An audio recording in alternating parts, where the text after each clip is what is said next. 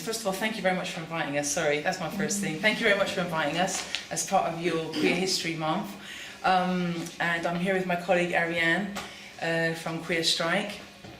And Lucy was telling us some of the campaigns that you're all involved in as part of the ones of you who are the Women's Campaign, you know, the Women of Colour campaign, the Rough Sleepers, the Queer Group, and it sounds really interesting and active and exciting.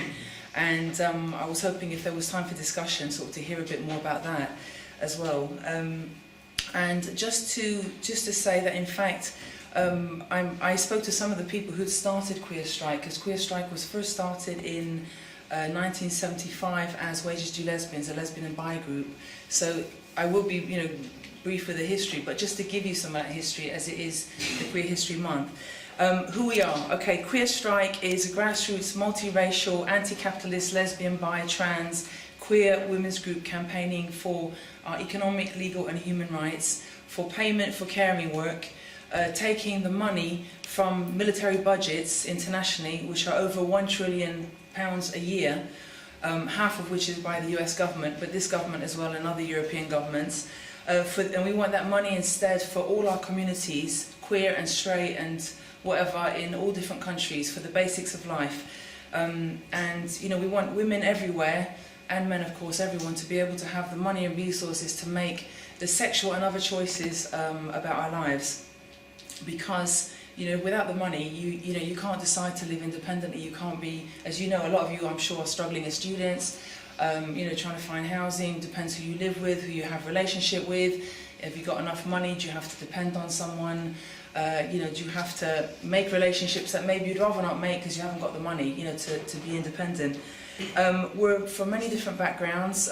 Ariane and I happen to be from different countries. I'm from Italy originally, Ariane's from Germany, but some of our group are African women seeking asylum, Caribbean women, you know, women from the UK. Some of us are students, some of us sex workers, housewives. We have disabilities, some of us come from villages, some from cities, and we have network in, so I can get a little bit more. We have sister groups in, at the moment, San Francisco, but also we've had in Los Angeles and Philadelphia, and also we have members in Guyana as well who can't form as a group because there's a lot of hassle there, so it's, you know, but they're members of Queer Strike, and we work together as much as we can through Skype and email and everything else. We're independent of political parties, and we're not a separatist group, so we're a queer group, but we organise, I think, a lot like what was described in the Women's Campaign, if I'm right.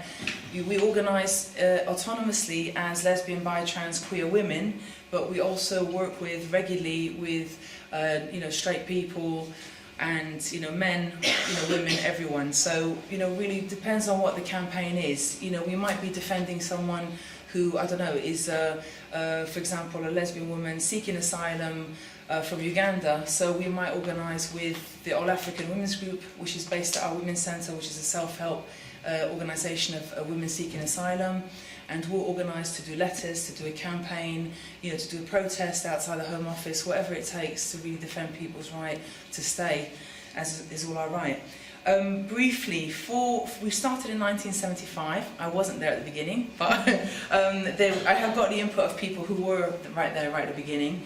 And it really started because at the time, people had less power than now. I mean, now people can, at least at this college, I heard, you know, you're trying to do a campaign to get it across the different colleges, but as queer people here will know, it is really hard being queer on the street. You know, if you're just going about your everyday business, you're with your partner or whoever you're with, you still get a lot of hassle, you still get threats. You know, I get threats of violence, and you know, you get, you know, threats of being knifed, or just comments all the time, you know, really, really frequently. That's even in London. I live in London, and that's still the case. And especially also if you're a mixed couple, you know, if one of you is a person of colour, one of you has got a disability, that all adds to it, you know, as well. So there's still a long way to go to be able to be really accepted and to be able to be ourselves in this society. I know that goes for other people as well. I'm not just saying if you're queer, but there still is a struggle, even though some people, you know, lesbian, gay, queer people have made it in positions of power. they've really made their way up, like whether it's MPs, part of the MPs who decided to go to war in Iraq were gay. And we have to deal with that, do you know what I'm saying? Some people who are the head of maybe Starbucks who are not paying their taxes are gay, they're queer, they're lesbian. Some of the people who, Blair's babes, some of them were gay and they cut single mothers' benefits and money to people with disabilities. So some people have really wanted an acceptance and sort of ridden on the back of the queer movement to be able to get their own high-paying jobs, their own, power in a way, but then haven't used it for the benefit of the whole community, queer and straight. I don't know if that's coming across clear, sorry.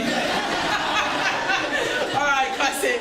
I don't know if that's coming across clearly, but in the discussion, if we have time for discussion, please, I'd love to hear more your views on that. Yeah, we started because as part of the Wages for Housework campaign, in 1975, because the lesbian and bisexual women in the campaign wanted to really be visible as a lesbian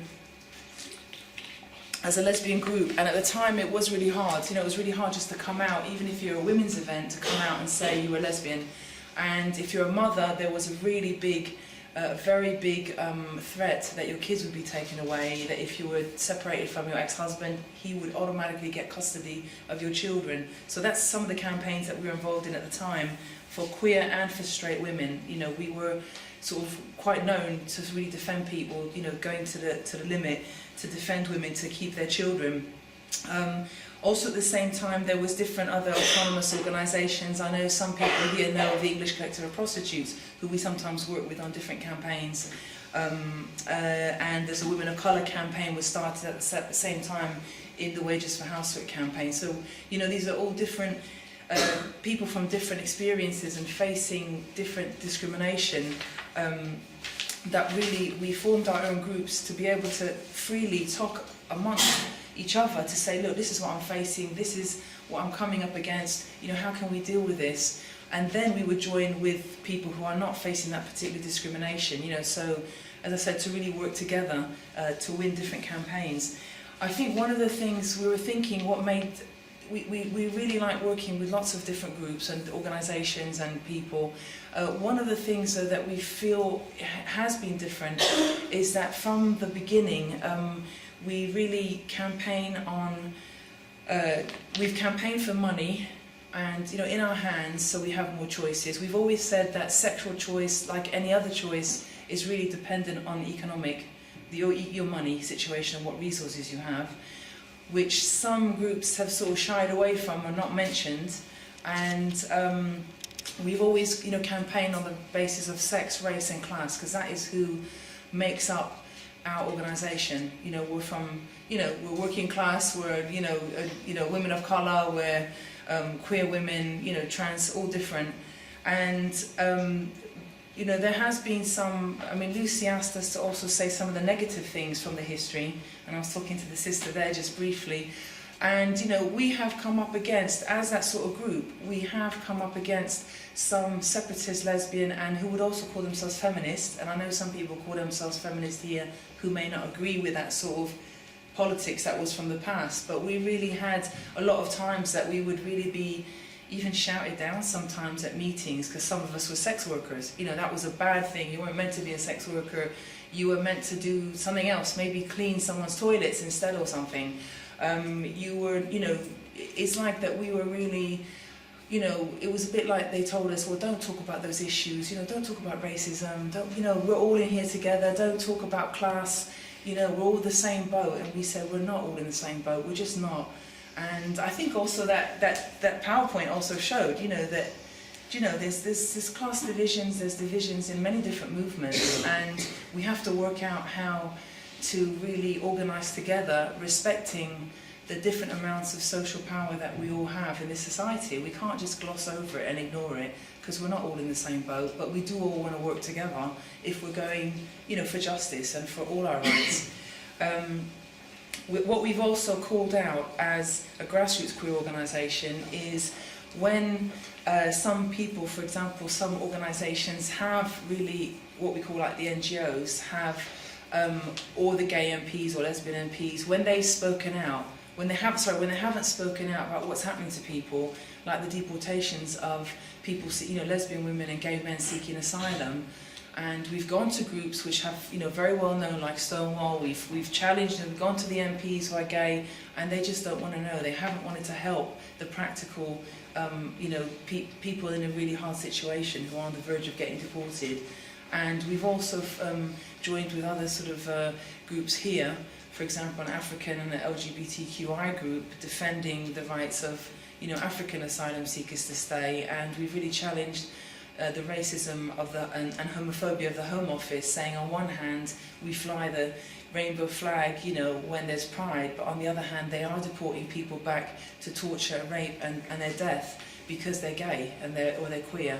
And the government know that full well, do you know what I'm saying? So they're playing this sort of double-edged thing, and they're also, for example, cutting benefits. I don't know again here who's on housing benefit, who's having to claim different benefits or disability benefits, but on the other, on one hand also, they say this government's meant to be queer friendly, but 25% of young people on the streets are queer.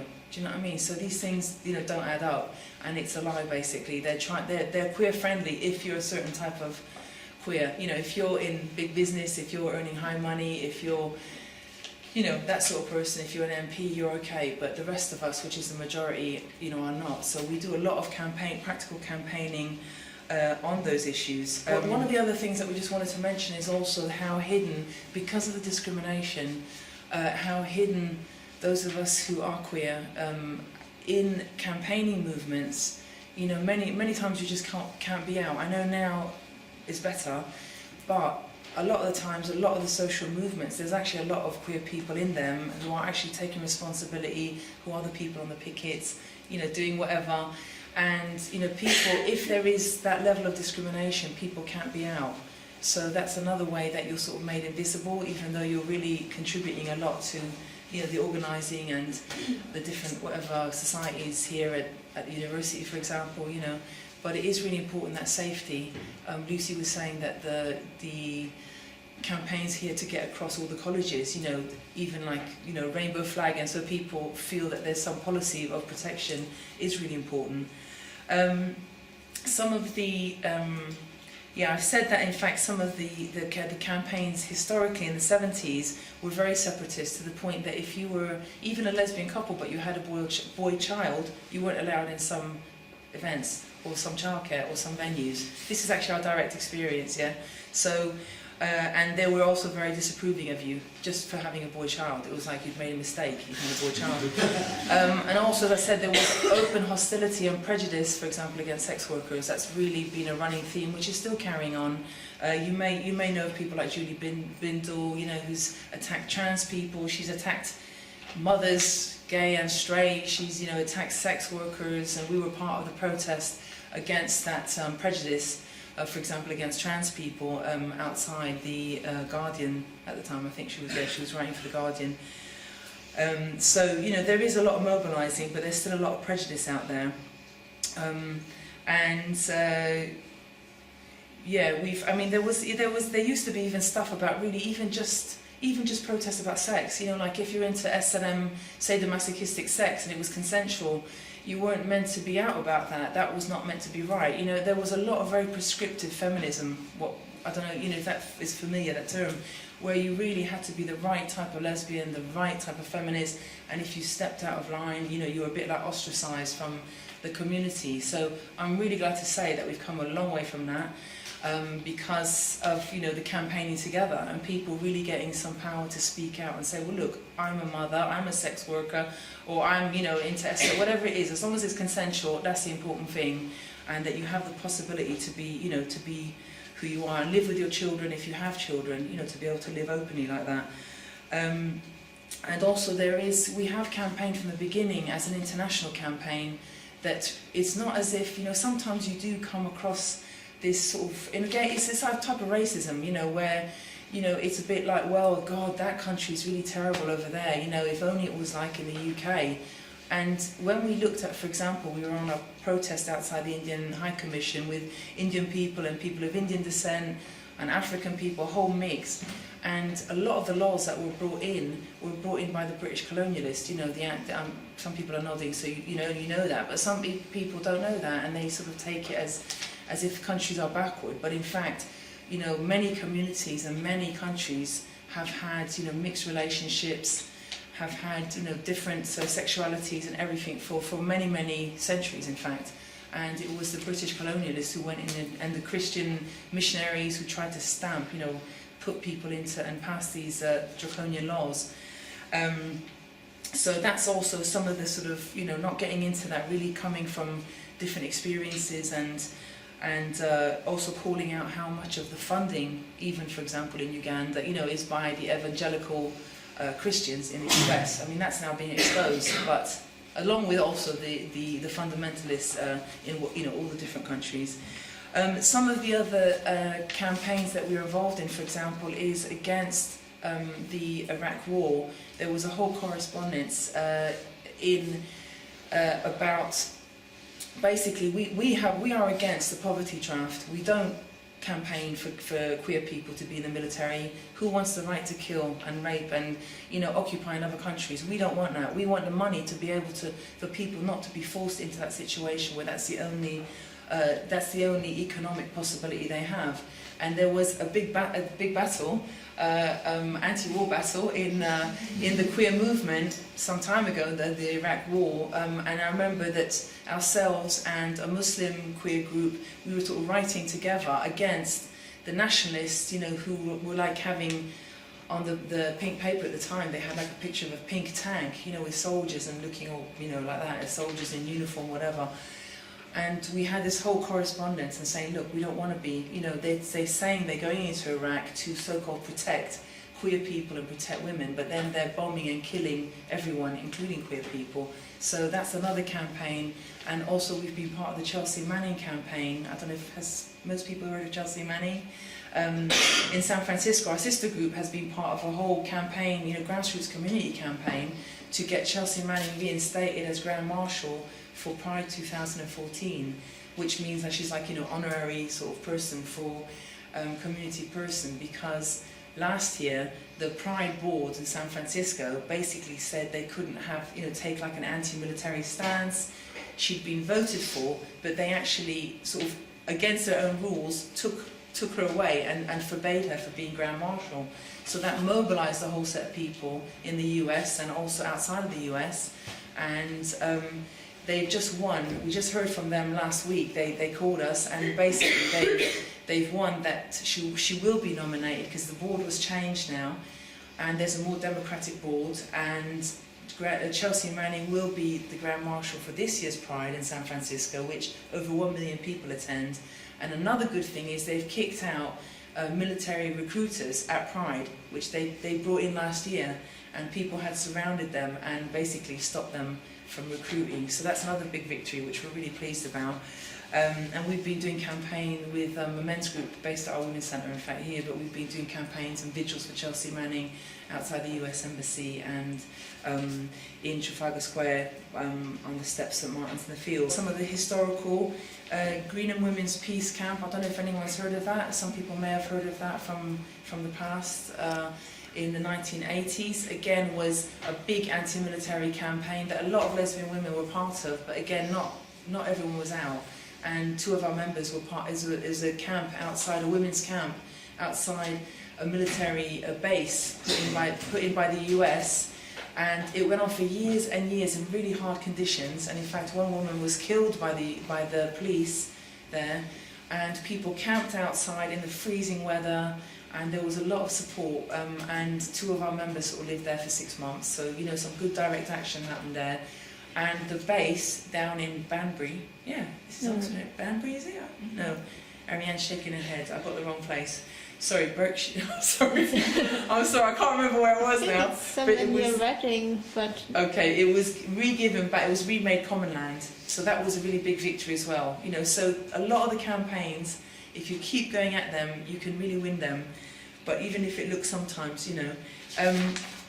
Just very quickly, some of the other... So has anyone heard of Section 28 from the 1980s? Oh, some people are nodding, okay. there was also a massive campaign, grassroots campaign against that, which was very exciting, in fact. We were part of that campaign, marches, meetings, really big meetings, very active, mobilisation against that.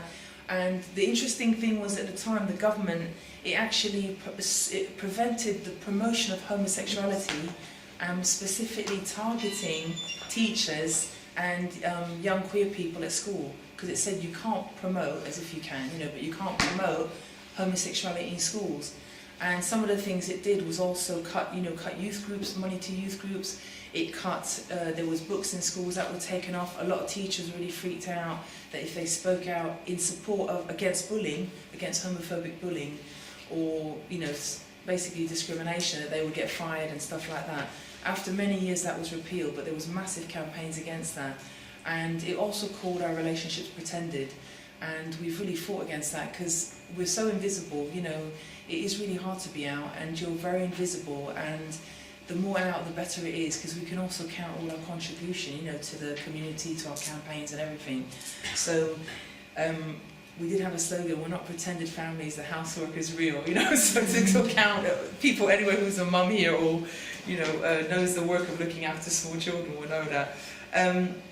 We're part of the Occupy movement. I'm sure a lot of people know here about the Occupy movement, which was a really big mobilisation. That was really good to be part of that. But even then, last year, some people couldn't be out. There was quite a lot of discrimination, and homophobia and transphobia and various discrimination even in that movement. So, which was quite. I understand you had some representatives from political parties, and we have found also that, some people are saying, well, just get the Tories out, get the Lib Dems, but the Labour government has brought in a lot of the benefit restrictions, the benefit cuts. They've also, were deporting and brought in legislation to deport asylum seekers. So, the parties really, there's not, obviously we want to get the Tories and the Lib Dems out, but there's not a lot between them. A lot of Labour, when they came in, they cut single moms' benefits. As I said, we were there protesting in the committee room with the Blair's babes, who were passing it. We were protesting against them with babies and people that had everything. We did have a couple of current campaigns. Is that we were part of the protest. It was called By No to Pinkwashing. And with women of colour in the Global Women's Strike and ourselves, we distributed the information and had a protest outside Gay Star News beach tourism event. You might think, why? Because we're not against holidays, we are against the Israeli state promoting itself as a holiday destination and funding queer events like that to get a respectability and to get a credibility with the queer movement and with queer people, while occupying Palestine, arresting, torturing, arresting children, torturing, including queer people in Palestine. And also, they have been putting African people seeking asylum in indefinite detention in Israel. And you may have seen there were like thousands of people protested in Israel against that as well. So for two reasons, we did a protest, and the event was a flop, which we're really pleased about. Hardly anyone went in. And in Heaven nightclub in London, which if anyone knows is a massive nightclub, and there was like about 60 people or something, so it was like a complete flop, and they were like really furious. And then there was people from a Palestine demo, Gaza demo joined, and it was really fun and really lively. And then another two last things, the current campaigns. We're part of a campaign to call for a living wage for mothers and other carers, because we think that's really, really important that caring work is counted. If you're in the army and you go to kill someone, you're paid a wage. But if you're a mother or a carer and you help look after people and help people survive, you're not given anything. Mothers are not paid anything, and a lot of the problem is that mothers are really struggling to have time with their children, because a lot of them have been forced out to work in shitty jobs with really low wages and have to put their children in childcare with someone else looking after them. And a lot of people, including lesbian mums, queer mums, have said we don't want that. And last thing is that we are doing a letter with open letter for decriminalisation of sex work with the English Collective of Prostitutes. We're doing a joint letter, and various queer people have signed, like Rupert Everett, I always get this wrong, Grayson Perry Grayson. You know who he is. All right. Paris Lee, Brighton Feminist Collective, Sex Workers Open University. You know, a lot of different groups are signing, and we're doing that because the Parliament is meeting and trying to criminalise clients. And sex workers have said that doesn't help us. It makes it harder for us to work. And sex work is consenting sex with exchange of money. We're not talking about trafficking, which has been very much blown up out of proportion. We're talking about sex work itself. And you know, just that we'd love to hear more. I'm sorry, I know time is really running out now, but we'd love to hear more about your campaigns that you're doing and the sort of things you're facing here in Oxford. And we've also got a sign-up sheet at the back if anyone does want to stay in touch. But is there any questions? And can you tell us about what you're doing here in Oxford? We'd love to hear more about that. Hi, I'm Anne. I thought it was a really interesting point you made about like when queer people were doing things that maybe quite a lot of the rest of the community is just like, you know, that's kind of messed up or something like that. I mean, I know I've been in positions where like someone who I know is gay will make a decision. I'm just like, how can you do that when you are gay? Surely you understand how this all fits together. But I mean, at the same time, I think part of like the queer kind of rights movement is to move to a place where people, you know, who, you know, we're born like this, so that doesn't obligate us to being, you know, discriminating against all that stuff. And I think at the same time that shouldn't obligate us to a particular political ideology. And I think also the fact that, you know, there isn't really one kind of single ideology of the community, because you know, we haven't all like, voted on that policy and stuff. I see those as two kind of both like, you know, passionate positions, and I think it's a real shame when queer people do things that, you know, you think are just messed up. But I mean, how do we kind of reconcile those two kind of things?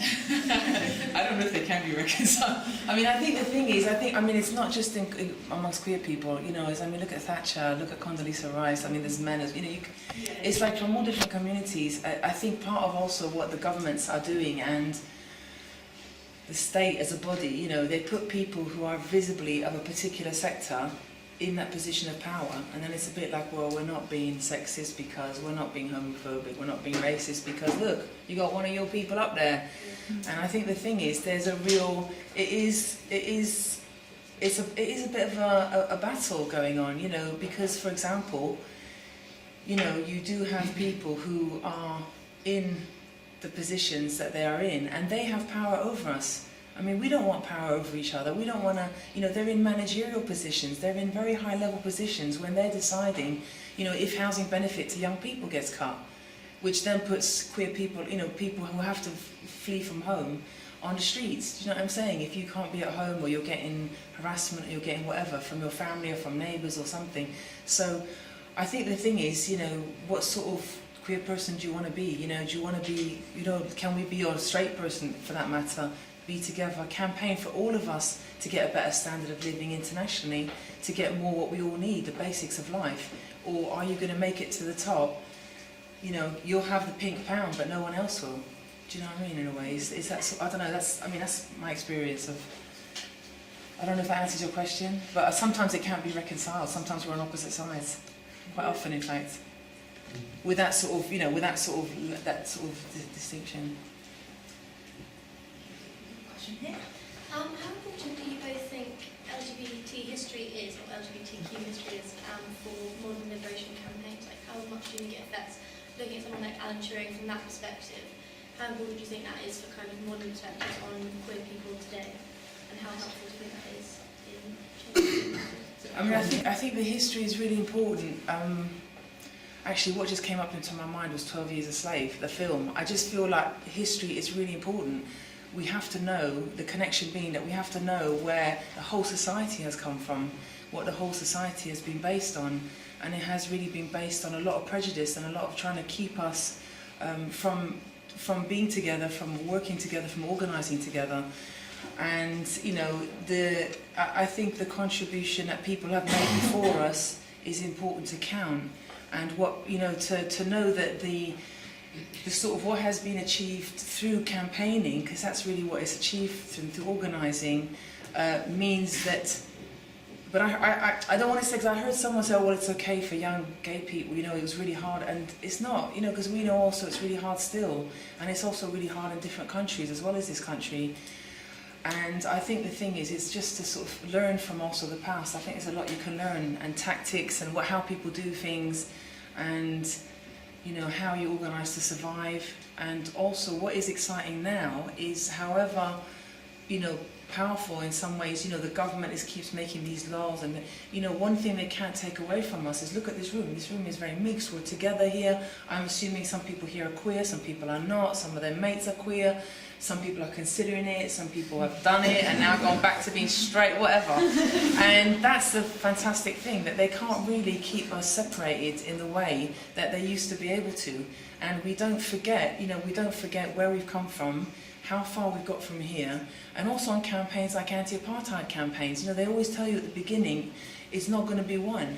You know, it's not, you can't win that, you can't win that. The authorities always tell you that, and you know from history that if you keep going, you know, you can win it in the end, but it takes a massive struggle, and sometimes then you get a step back and then you know, go forward.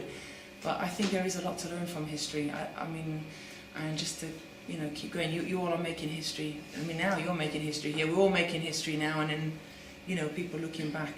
So I think it's really good to see what we've also, the good things that have happened as well, and how far we've gone, you know, with our rights.